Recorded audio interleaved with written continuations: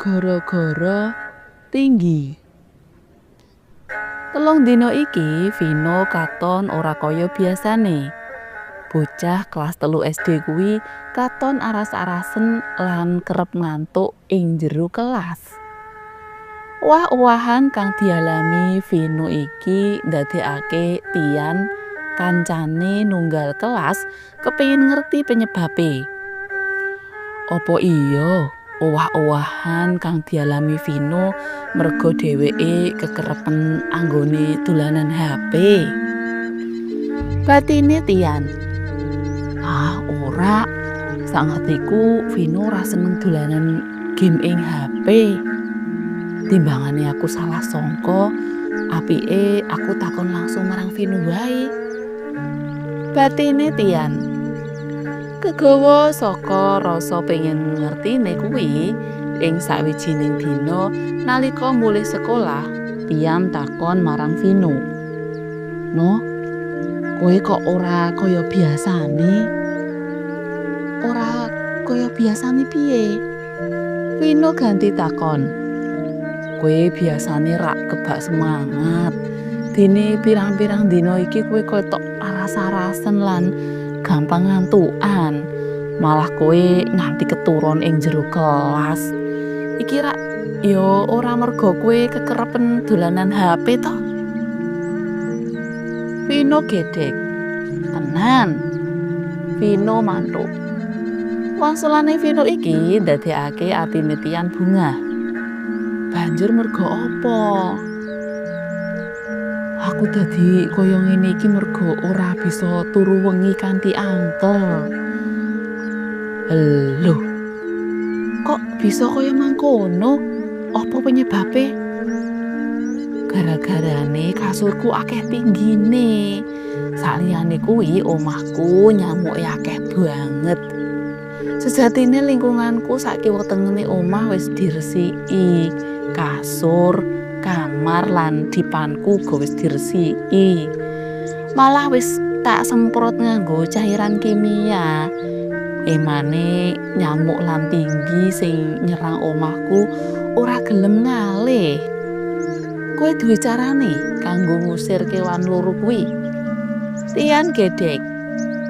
Sawise krungu critane Vino, saknalika Tian ngrasa sedih lan bungah kanthi bebarengan. Tian ngrasa sedih jalaran ora bisa aweh pitulungan marang kancane. Dene ing perangan liya dheweke ngrasa bungah jalaran owah-owahan kang dialami Vino kuwi ora merga dolanan HP. Nalika mulih sekolah, Tian mambu sawijining woh-wohan kang dadi senengane saka ruang mangan. Tian banjur mbukak irik. Saeba senenge, ing kono wis ana duren sing kari mangan. Tian banjur njupuk siji lan langsung dimaem. "Lho, kulit-kulit duren iki kok ora dibuang?" Batine Tian. Nalika weruh kulit duren ditumpuk ing cedhak lawang mburi omahe, Tian banjur njupuk plastik. Kulit duren sing ditumpuk iku banjur diwadahi. Rencanane kulit duren iku bakal diuncalake menyang tempat sampah. "Lho, kulit duren mau ing ngendi?" Keprungu suarane ibune Tian kang lagi goleki kulit duren. "Niki Bu, kulite ajeng kula bucal." Wangsulane Tian. "Aja Le, soale ana sing butuh karo kulit duren kuwi."